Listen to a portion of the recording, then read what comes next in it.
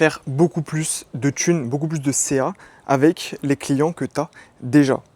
Mais tu ne le fais pas pour une seule et bonne raison, c'est parce que tu surcomplexifies le business. Et c'est pas de ta faute, c'est le cas de 95% des gens. J'ai été le premier.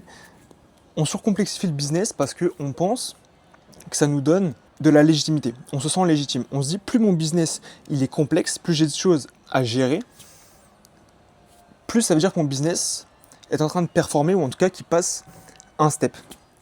Et la réalité, c'est que c'est totalement faux.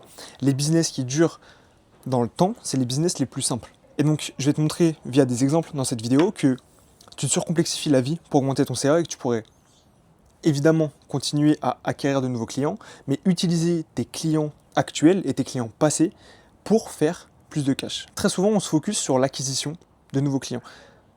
Il y a trop de personnes qui pensent que le business, c'est uniquement l'acquisition client. Parce qu'on se dit, plus il y a de clients qui rentrent dans notre biz, plus on va faire de thunes. Alors que c'est totalement faux. Pourquoi ? Parce qu'un business, c'est décomposé en 3 parties. En premier, du coup, tu as l'acquisition de clients. Ça, c'est un fait. En 2, tu as ton offre ou ton produit. Qu'est-ce que tu vas vendre à ces clients-là ? Et en 3, et c'est ça ce que les gens oublient, c'est, si tu veux, la fidélisation. C'est ce qu'on appelle dans le monde du business la LTV, Lifetime Value. C'est une fois que tu as acquis un client, combien, sur toute sa vie de client chez toi, il t'a rapporté. Je te donne un exemple tout con. Si tu passes une seule fois chez Leroy Merlin et que tu achètes, je sais pas moi, du carrelage pour 100 € et tu ne retournes plus jamais chez Leroy Merlin, et ben ta LTV, donc ta Lifetime Value chez eux, ta fidélisation entre guillemets chez eux, combien tu leur as rapporté chez toute ta vie de client, c'est 100 balles. Point barre. Par contre, si on prend d'autres magasins, d'autres chaînes comme McDo par exemple, même s'il faut éviter de manger McDo à tout prix vraiment, mais on va dire qu'un menu ça te coûte en moyenne 20 €. Si tu y vas, je sais pas moi, une fois par mois, ok, on va dire 10 fois dans l'année. Ça veut dire que chaque année tu rapportes 200 balles à McDo. Donc en une année, tu as rapporté 2 fois plus que toute ta vie chez Leroy Merlin. Le calcul là, il est sur un an. Imagine que tu vis encore 40 ans, donc tu fais 200 fois 40, ça fait 8000 €. Donc c'est là où tu comprends que la LTV rentre bien plus en jeu que l'acquisition de nouveaux clients, parce que si Leroy Merlin se focus uniquement sur acquérir de nouvelles personnes, mais que ces personnes-là, dans toute leur vie de client chez Leroy Merlin, elles vont leur apporter que 100 balles, c'est beaucoup moins rentable que McDo qui fait en sorte d'acquérir des clients, mais qui est sûr à 100% qu'il va les garder sur le long terme pour faire plus de cash. Donc concrètement, comment est-ce que tu peux mettre toi ça en place dans ton propre business ? C'est super simple. Premièrement, pense à tes anciens clients. Si tu prends par exemple encore une fois McDo, tu vois que très souvent, tu reçois des messages ou tu reçois des mails de leur part. Pourquoi ? Parce que tu as acheté chez eux. Et c'est le cas pour plein d'enseignes, okay, Decathlon, la Fnac, peu importe. Pourquoi ? Parce qu'à partir du moment où tu as acheté chez eux, tu es beaucoup plus enclin à acheter chez eux qu'un nouveau client. Bon, j'avais plus le chiffre en tête, du coup je suis allé rechecker sur internet, mais de mémoire c'était entre 5 à 6 fois plus cher. Et en fait c'est beaucoup plus que ça. Parce que en moyenne, attirer un nouveau client coûte 5 à 25 fois plus cher que de refaire payer un ancien client. Donc là vous vous rendez compte que l'acquisition c'est bien, mais que le vrai game c'est de faire payer encore et encore vos clients passés. Récemment, j'ai plusieurs clientes qui sont venues me voir et qui m'ont demandé « Thomas, j'ai des nouvelles offres à lancer, ok, je ne sais pas par où commencer. » C'est la première chose que je leur ai dit. Avant de vouloir mettre cette nouvelle offre sur le marché, propose-la aux gens qui t'ont déjà payé. Pourquoi ? Parce que ces gens-là, ils te font confiance. Qu'est-ce qui est le plus dur ? Le plus dur, en fait, c'est quand quelqu'un ne te connaît pas, il ne sait pas ce que tu as proposé réellement, il n'a pas encore consommé ton contenu payant, il ne connaît pas encore tes offres, tes résultats, ou en tout cas les résultats que tu pourrais avoir sur lui. Donc c'est très difficile d'acquérir un nouveau client. Par contre, une fois que tu as un client passé, qui a acheté ton offre, qui sait comment ça se passe, qui sait comment ça se déroule, qui connaît la relation que tu peux avoir avec tes clients, si tu es proche ou pas, si tu es à l'écoute ou pas, si tu es quelqu'un de confiance, et bien forcément, leur propre confiance en toi va augmenter. À partir du moment où tu feras de nouvelles offres, ils seront beaucoup plus enclins à acheter chez toi que des clients qui ne te connaissent pas encore du tout. Donc c'est exactement ce qu'on a fait. On a fait ça pour 3 clientes. Il y en a une qui a lancé une offre de e-learning. La première chose que je lui ai dit, c'est au lieu de balancer ça sur Insta à toute ton audience, crée un espèce de groupe WhatsApp avec toutes tes anciennes clientes que tu as eues dans le passé. C'est ce qu'elle a fait. Et forcément, elle a eu des ventes avant même d'avoir proposer son offre au grand public. Pour cette fois-ci, elle avait fait une campagne avec uniquement 7 places de disponibles.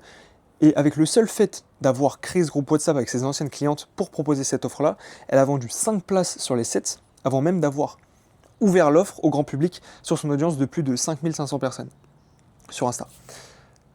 Donc bien évidemment, ça a été beaucoup plus simple de faire sold out et de vendre toutes ces places, puisque une fois qu'elle a vendu à ses clients qui lui faisaient déjà confiance, elle a pu arriver sur le marché en disant voilà, j'avais cette place à vendre, malheureusement j'ai déjà 5 anciens clients qui ont racheté, donc j'ai plus que 2 places dispo.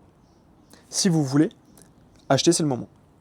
Donc là ça crée un espèce de cercle de confiance, parce que les nouvelles personnes, elles se disent ok, premièrement, ces anciens clients rachètent chez elles, donc c'est-à-dire qu'ils sont contents, ils ont des résultats. Et la deuxième chose, ça crée forcément l'urgence et la rareté. Parce que sur les 7 places de dispo, il n'y en a plus que 2 qui sont disponibles à l'achat. Donc ça crée un espèce de cercle vertueux comme ça qui est juste génial. Donc utilisez absolument vos anciens clients. J'ai une deuxième cliente qui était dans le bien-être et qui voulait lancer un nouveau type de massage. Mais pareil, elle ne savait pas comment l'amener en termes de communication sur ses réseaux, elle ne savait pas exactement quoi mettre dedans. Je lui ai dit c'est simple. Encore une fois, les premières personnes sur qui tu dois essayer, c'est les personnes qui ont été déjà clients et clientes chez toi. Donc contacte 5 à 10 personnes que tu as déjà massées, parce qu'elle c'était un massage, et propose-leur tout simplement en disant ça. Je vais lancer une nouvelle offre. Le prix final, ce sera 120 €. Toi, je te le fais à 90 € en échange d'un témoignage. C'est la seule chose que je te demande. Et j'ai une troisième cliente, pareil, dernièrement, on se fait un call.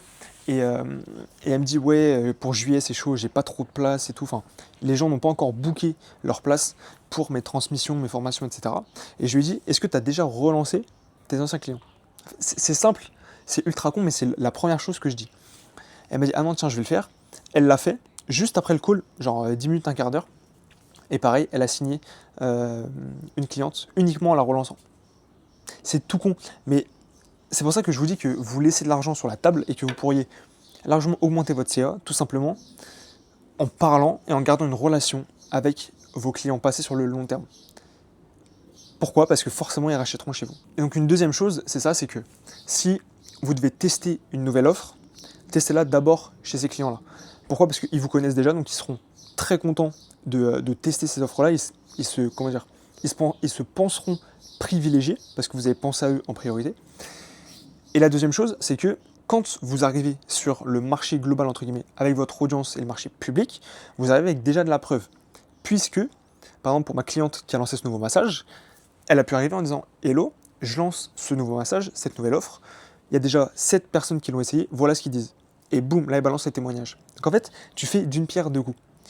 La première, c'est que tu vends aux gens qui t'ont déjà fait confiance, donc t'empoches des thunes, eux, ils se sentent estimés. Et en plus, quand tu arrives sur le marché public, tu as soit de l'urgence et de la rareté à donner, parce que les gens ont déjà acheté dans le privé, soit tu as des témoignages, de la preuve, etc. à apporter au public.